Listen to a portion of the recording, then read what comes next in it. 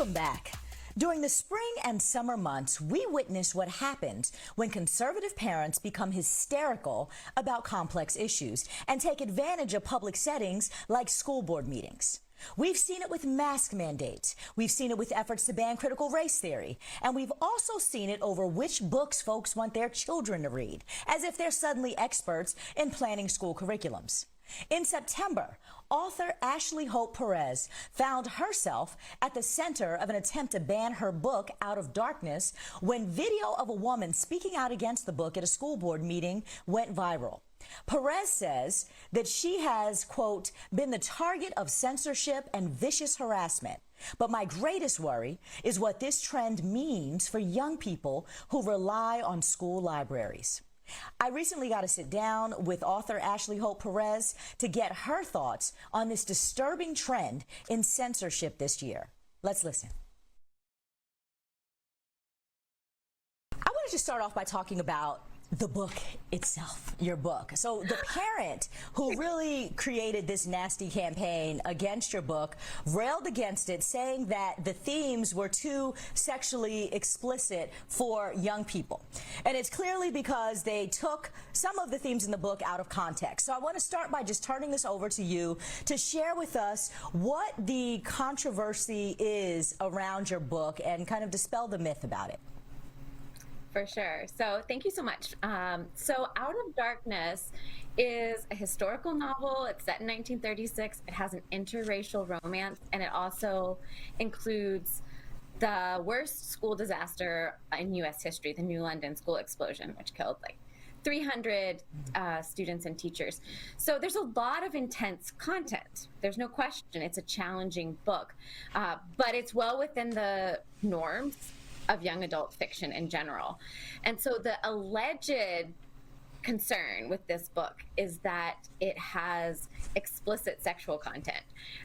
The mother whose video went viral was fixated on the word cornhole, which appears once in the book, and extrapolated from that this book is teaching children to have anal sex. A Mexican is a Mexican is a Mexican. Take her out back, we boys figured, then hand on the put it in her box, put it in her hole, grab a hold of that braid, rub. I do not want my children to learn about anal sex in middle school. I have never had anal sex. I don't want to have anal sex. I don't want my kids having anal sex. I want you to start focusing on education and not public health. So first, there's no anal sex scene in Out of Darkness, although I do almost take her objections as an invitation to consider what I might include in my next book.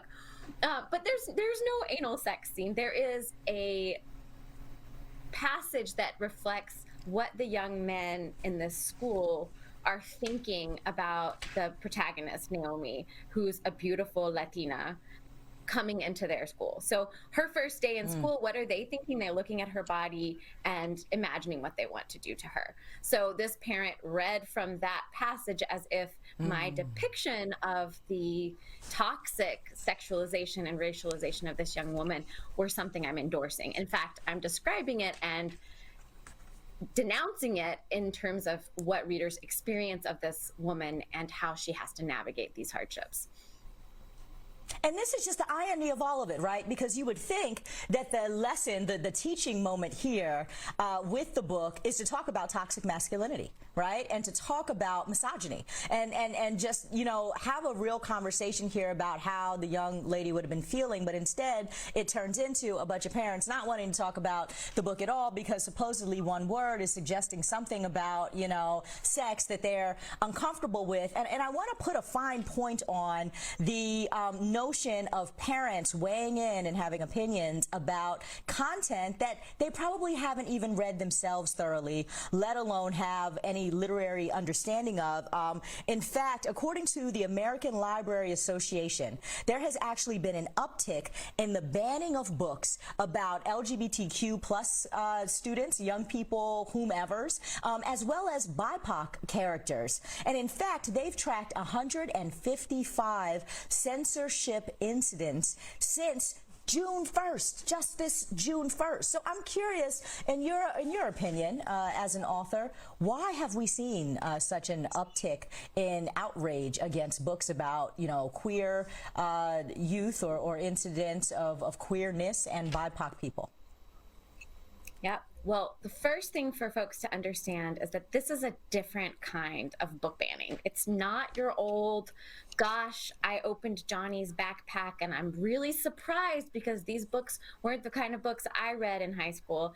It is very coordinated. So folks come after books like Out of Darkness because they have accessed content online instructing them to go after books like Out of Darkness. It's a proxy war on kids with the marginalized identities that are represented in these books. So if sexual content were really the concern, I can tell you as a former high school English teacher, the stack of books that I could make in any high school library with sexual content comparable to Out of Darkness is sexual content that features white, straight, middle-class characters. That book would hit the ceiling.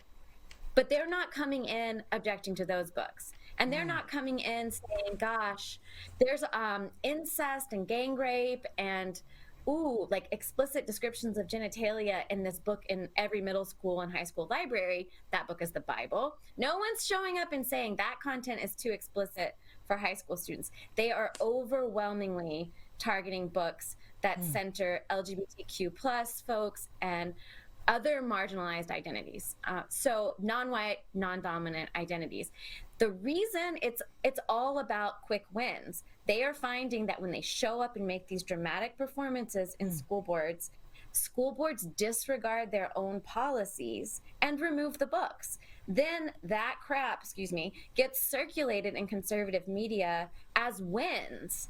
And so it's reinforcing this kind of perception that public schools are sites of liberal indoctrination, which is what all of the anti-quote-unquote critical race theory bills have been about. And it's part of the same broader attack. This is not individual parents with sincere concerns about a book. It is their broad attacks. They're targeting multiple books at a time.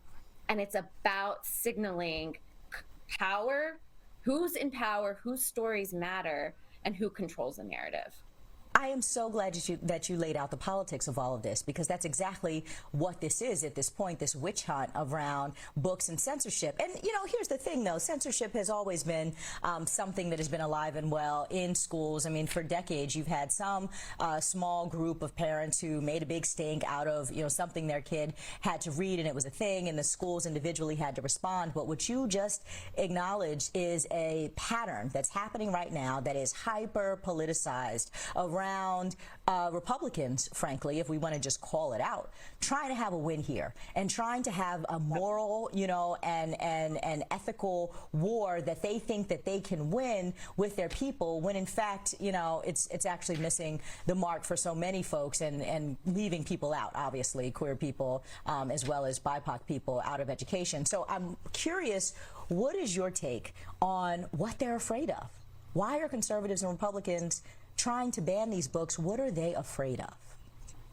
Well, again, not about the books. They're not reading the books. They don't care about the books. The books are just symbols. But I think that they have been sold a story that their child's education is somehow taking their child away from them. That their kid is going to encounter in school the truth of U.S. history, the truth of racism, the truth of the fact that not everyone's life is just like their kid's life.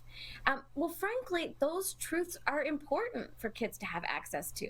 So though there can be an opportunity to engage these parents, schools could inform them about what is the value of these literary encounters for young people. The reality is that they're not interested in learning. They're trying to remove those elements of their child's education that they find threatening to their worldview, to their feelings about. So what are you doing to fight back? What are we doing to fight back? Yeah, so I'm interested in Yeah, like what are you doing to push back? I know there's a review happening right now of this, ban of your book, but what can you do and what can people do to support you? Thank you. Well, first of all, it's not just my book, it's many books, and it's not just Central Texas. These challenges are happening in Virginia, where they were calling for books to be burned, Missouri, Kansas, very strong in Utah, Ohio, where I am. It's really alarming. And as far as what folks can do, the main thing that they need to do is to speak strongly in support of their kids' access to books and support teachers and librarians. So what's happening when school boards elevate these parents' objections, they are basically dismissing the professional judgment of teachers and librarians. And they're also prioritizing a handful of parents over all the other parents in the district. And so what parents and community members need to say is that we want well-informed, well-prepared young people who can think critically. And these attacks on books threaten that. So if middle of the road parents understood, whether they care if their kid can check out of Darkness or not, that their students' education is being undermined by these efforts, then they can show up and say, hey, I don't know what the big deal with these books is, but I'm tired of teachers and librarians being made out to be the enemy. That's not good for schools. So really speaking up, showing up to school board meetings. Young people that I've seen over and over, the most powerful intervention is when young people stand up and say what these books mean to them. Everybody needs to stand up and be an advocate for themselves, and certainly the young people and hopefully their parents. Wow. Thank you so much for coming on to talk to us about Out of Darkness and all that you are doing, to just drive the message home about why censorship and, by the way, book burning, which we didn't even get into, is ridiculous and bad. Appreciate you joining us here, Ashley, on Amplified. Thank you so much. It was my pleasure.